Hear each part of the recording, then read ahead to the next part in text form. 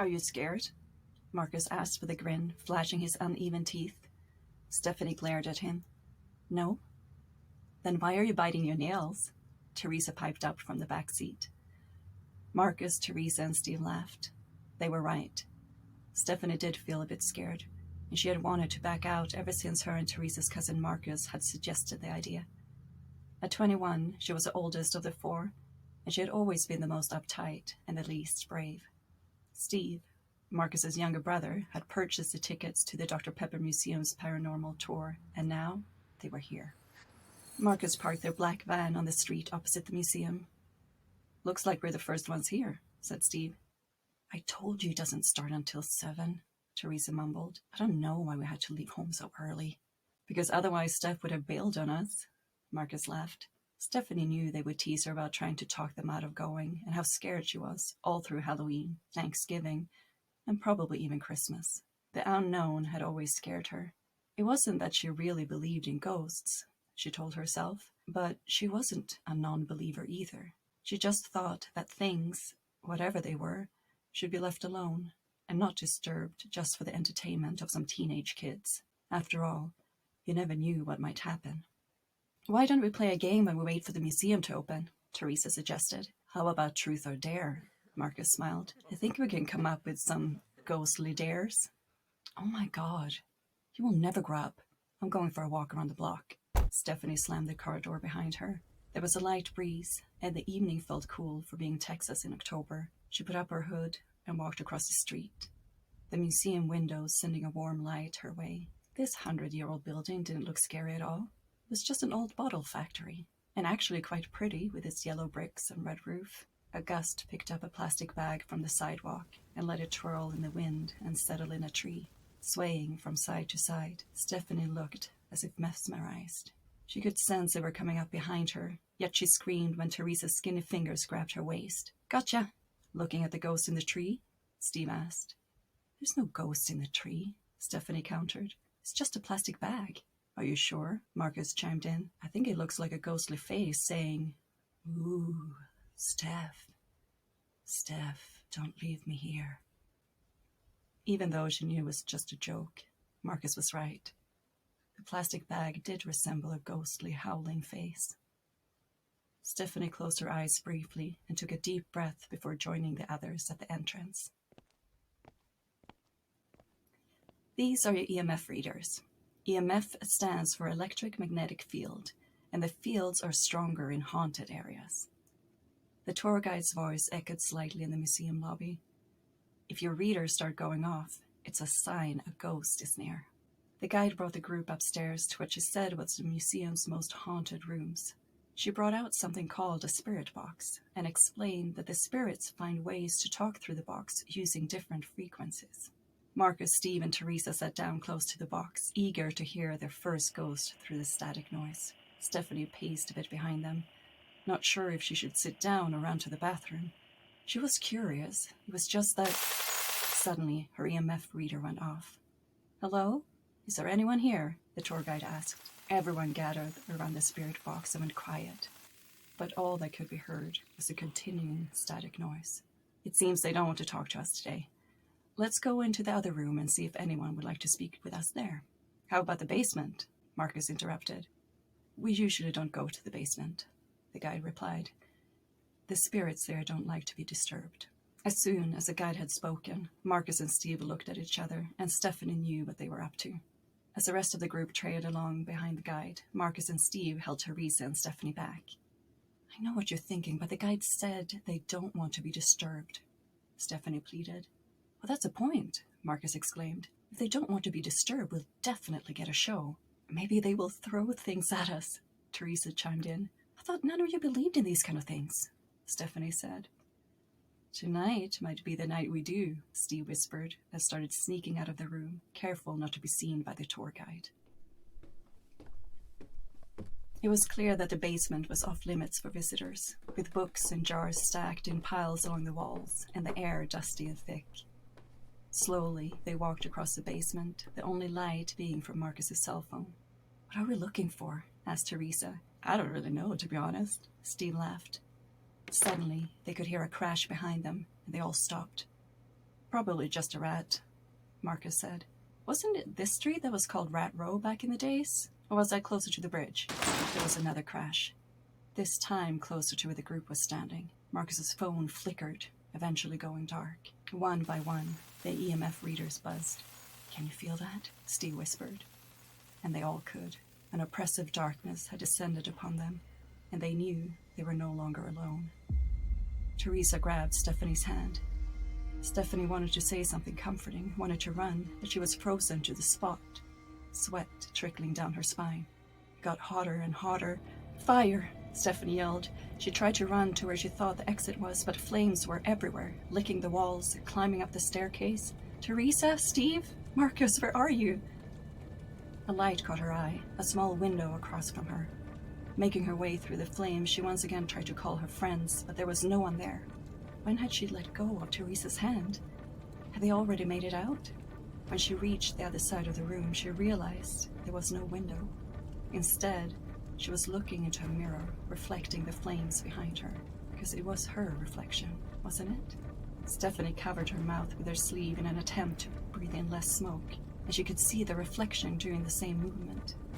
But instead of Stephanie's casual jeans and hoodie, the reflection was wearing an old dress reaching all the way to her feet, her hair pinned in braids on top of her head. The reflection stared back at Stephanie, reaching out her pale, skinny hand. Stephanie, don't leave me here. A bright light flickered, and Stephanie heard voices. Eventually, the brain fog cleared, and she realized she was laying on the floor in the museum lobby, her legs elevated on Steve's knees to increase blood flow to her brain. Stephanie, talk to us. Teresa's worried face came into view. We're sorry for scaring you like that, Marcus said, his neck and cheeks flushed. We didn't know you would faint. Slowly, she sat up, her arms and legs weak. The tour guide handed her a juice and took Marcus aside, possibly scolding him for going down to the basement. There was no fire? Stephanie's dry lips cracked when she tried to speak.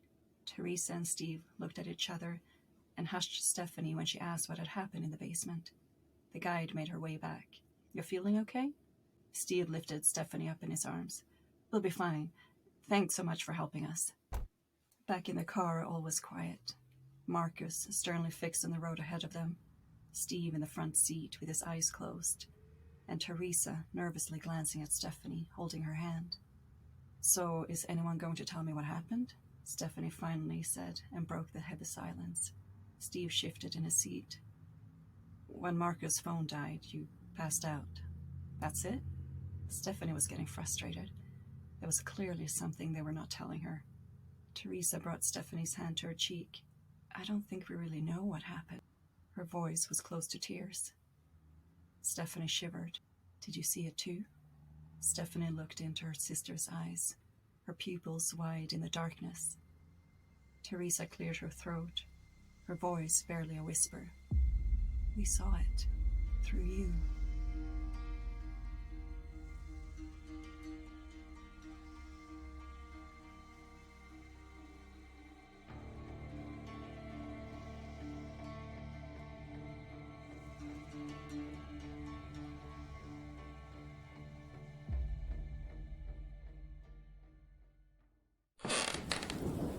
From the Ghost Next Door podcast. Should we take that again? Yes.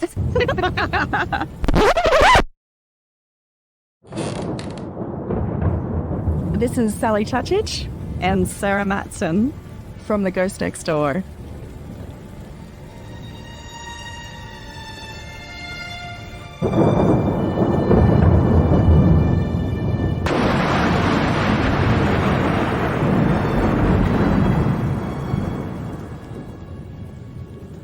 We would like to welcome Dr. Cindy Little, a doctor in philosophy and a parapsychologist based in Waco, Texas.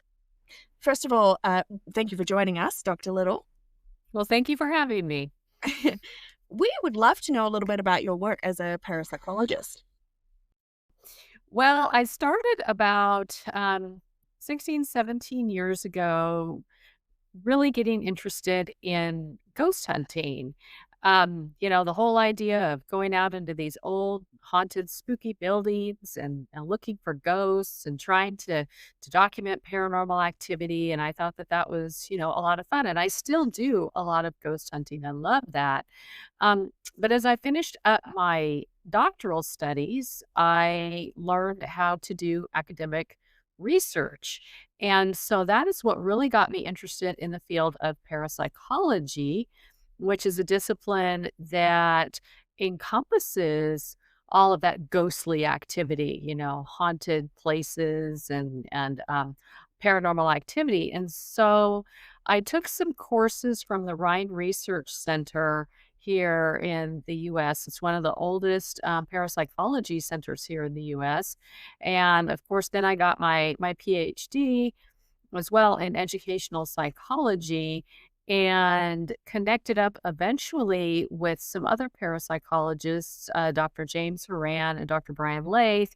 And we have been doing independent parapsychology studies that are being published in academic journals. So that's really kind of like I said, there's 2 sides of it. There's kind of the fun, practical ghost hunting side and the academic research side, and I love them both for different reasons. They're just it's just fascinating to me.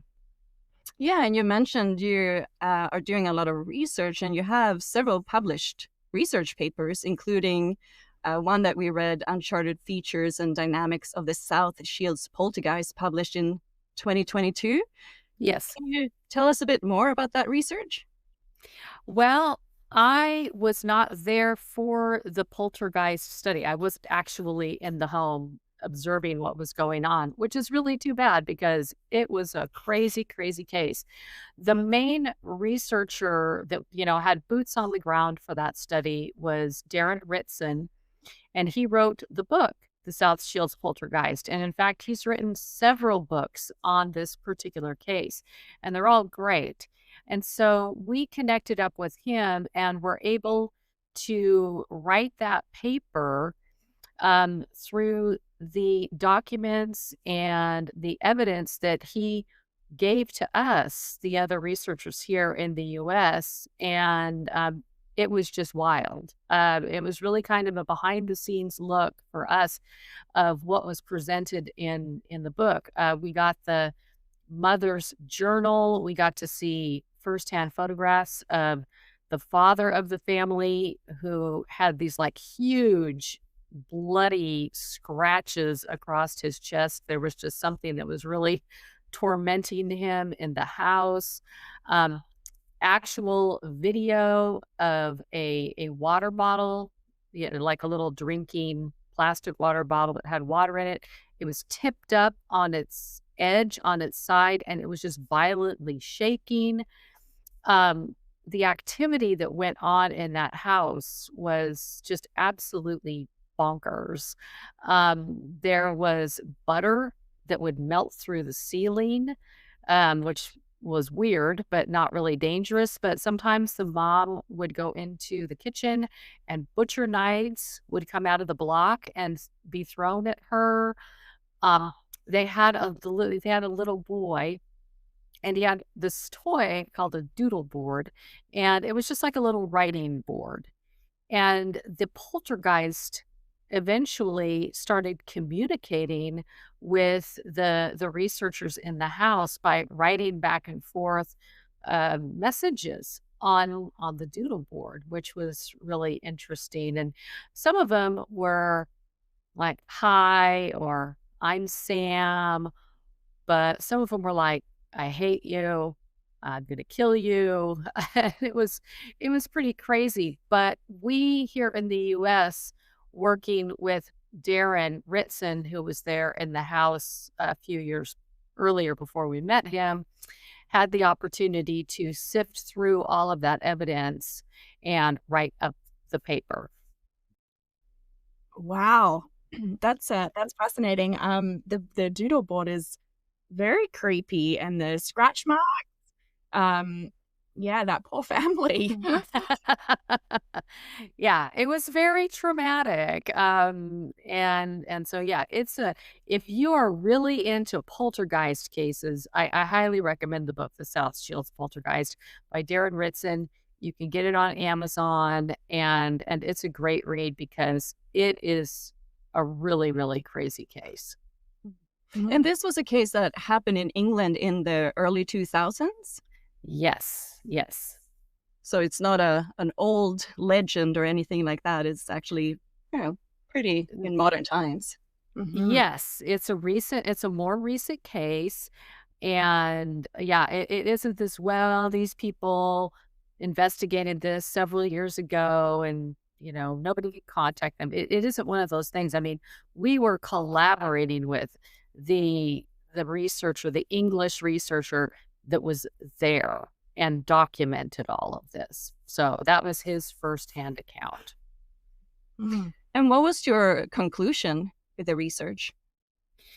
Well, in the paper, what we talked about was the handwriting analysis of the doodle board. And there were several handwriting analyzations done, and graphic experts that were looking at the handwriting, and they came to the conclusion that it was most similar to the dad's writing in the house. Now, we know that the father of the family was not faking it. I mean, he wasn't like grabbing a doodle board and, writing and, hiding it somehow, because what they did, the researchers would take the doodle board, erase it. This was all in the little boy's room. They would erase the doodle board, put it in a closet, shut the door, and then a few minutes later, pull the doodle board out and would see the communication from the poltergeist. So it wasn't the father writing on the board. But the conclusion that we came to was that the poltergeist activity could have been drawn in or triggered by the father of the family, because at that time he was under a great deal of stress. And there are theories out there in parapsychology that individuals who are under a great deal of stress can actually trigger poltergeist activity. So that was one of the main conclusions that we came to on the case. Mm. Wow, that's so interesting. I bet he was under a great deal of stress. It sounds. Yeah, yeah, I have no doubt. And as you mentioned, there are several paranormal theories out there. Can you share a bit more about these kind of main theories? Oh, yes, absolutely. One of the theories that the two researchers I'm working with are really gathering more and more support for is it's called haunted person or haunted people syndrome. And the book Ghosted by Dr. Brian Laith, Dr. James Horan, and there's some other authors as well. And theory that's put forth in that book, I think, has a lot of merit. And what it is that we're finding that people that are high in a couple of mental traits, one of them being something called transliminality. And what that is we have mental barriers between the unconscious mind, the subconscious mind, and the environment, and that sensory information that comes in to our brain. Well, people that are high in this trait called transliminality, those barriers, it's almost like the fence has got a little hole in it or the gate's just slightly open.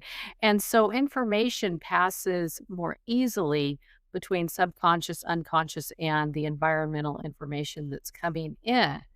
So that's one thing. Another thing is that we find if somebody's high in that trait and they believe that ghosts are real, they're not skeptics, they believe in the paranormal, and you combine that even a little more, there are people that have more psychic type abilities like ESP, etc. And you've got this person, and I like to call them ghost magnets because you put them in what we call a liminal environment or kind of an unsettling environment, which, hey, if you've been in a lot of spooky places, it's kind of like, oh, this is kind of creepy and unsettling. And there's a history of paranormal activity. You put these people in these types of places and paranormal activity happens, not just for them, but for the people around them. So it's kind of the right person in the right place equals ghosts. And that's what we're finding. We're finding it's some kind of interaction between certain people and how their brains are wired up in the environment. And we just don't exactly we haven't figured that out yet, but we just know there seems to be a relationship there. Do Wow. these so-called ghost magnets, have you found that they have any certain characteristics? Well, like I said, other than, if we test them for things like transliminality, what I find is the ones that I know personally, and I know a few, and they're great to take on investigations because stuff always happens. Yeah, and I find that they lean a little more towards having these psychic type abilities as well. And for some reason, they're very sensitive to the environment and paranormal activity that's going on, or it's kind of like they see and experience the environment a little differently than everybody else. I have a question about this. There's a lot of talk out there, and especially this sort of new age community, that you can develop psychic abilities. What's your personal thoughts on that? Do you think you can develop these abilities, or do you think that you more awaken them and are predispositioned to them, or have no thought around that at all? Oh, yeah, and there again, that's a big part of the field of parapsychology, or those what we call psi abilities like telepathy, telekinesis, ESP, all of those kind of like superhero abilities. Um, I believe that everybody has these types of abilities, but it's on a spectrum. So I look at myself and I'm way at one end of the spectrum. Say, one, you have very little to no abilities, to 10, you're like Dr. X on the X-Men. Um, and I think people are on that spectrum. I do think these are natural abilities. I don't think there's anything hooky dooky or new agey, there's like over 150 years of academic scientific laboratory studies that show these abilities are real. So, yes, I believe they can be developed, but to a point. I look at them like any other ability. I think depending on, whether or not you've got a lot of natural talent in that or not. That's so interesting. Thanks for sharing your thoughts around that. Um, our haunting story today is inspired by the ghosts at the Dr. Pepper Museum.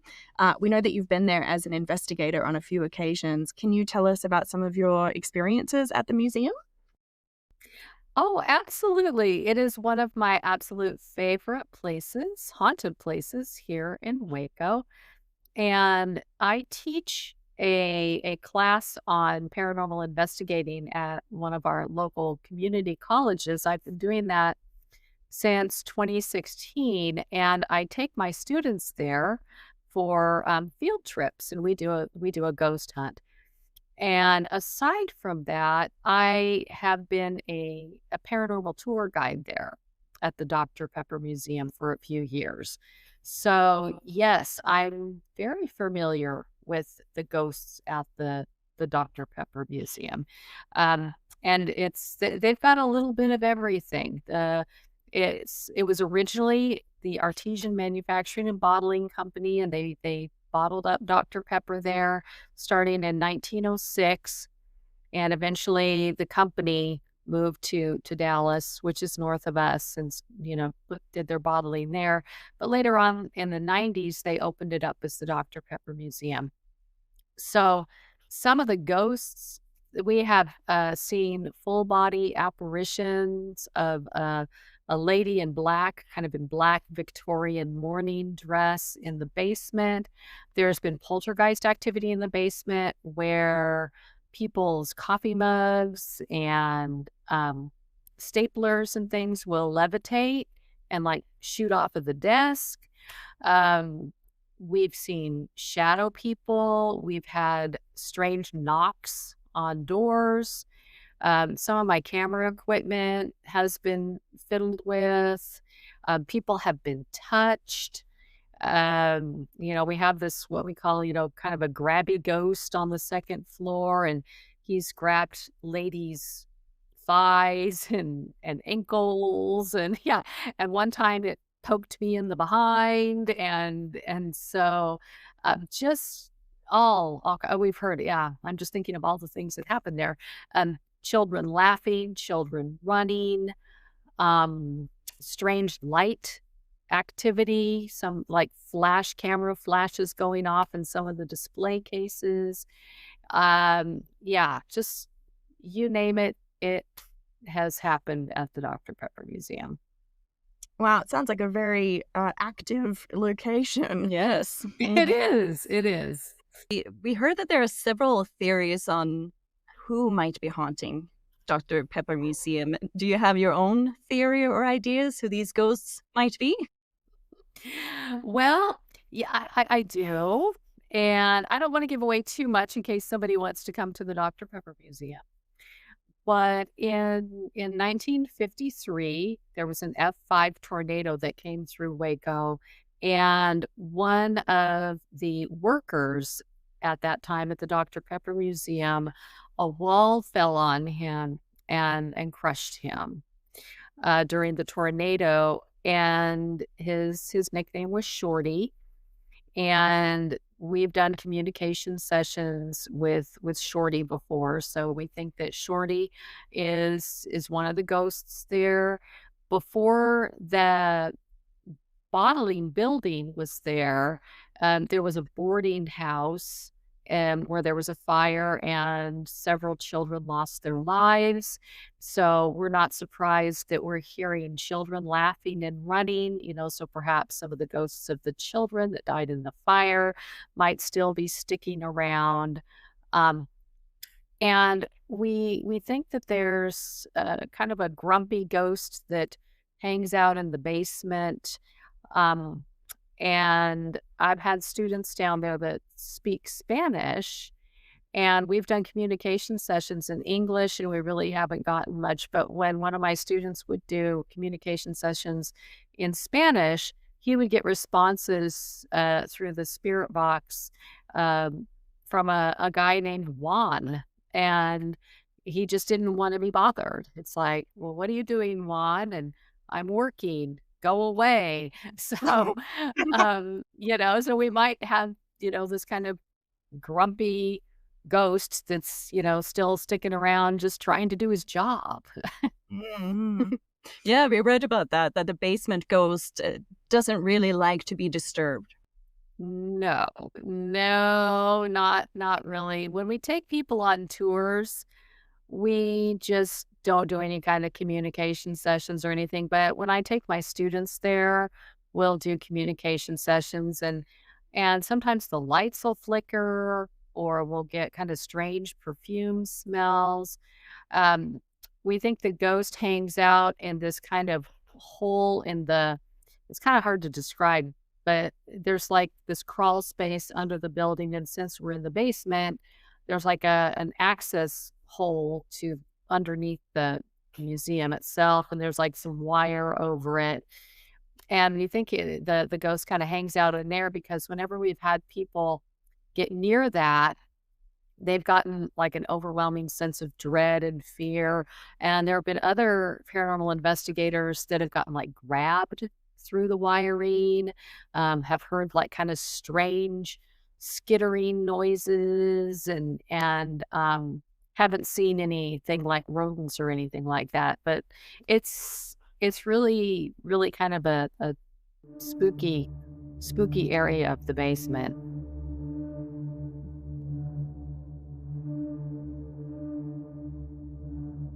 Well, thank you so much, Dr. Little, for joining us on the show. It was wonderful to chat to you and hear all these incredible stories. Thank you for listening to The Ghost Next Door. This was episode 3 of season 2, The Ghost at the Dr. Pepper Museum, performed by Sarah Matson. This story is a creative reimagining inspired by the ghostly history of the Dr. Pepper Museum in Waco, Texas, USA. This episode features an interview with Dr. Cindy Little, a doctor in philosophy and parapsychologist based in Waco. You can find us on YouTube and all of your favorite podcast platforms. Please support us by subscribing and following us on social media at The Ghost Next Door Podcast. Our next ghostly episode will be released in January 2025.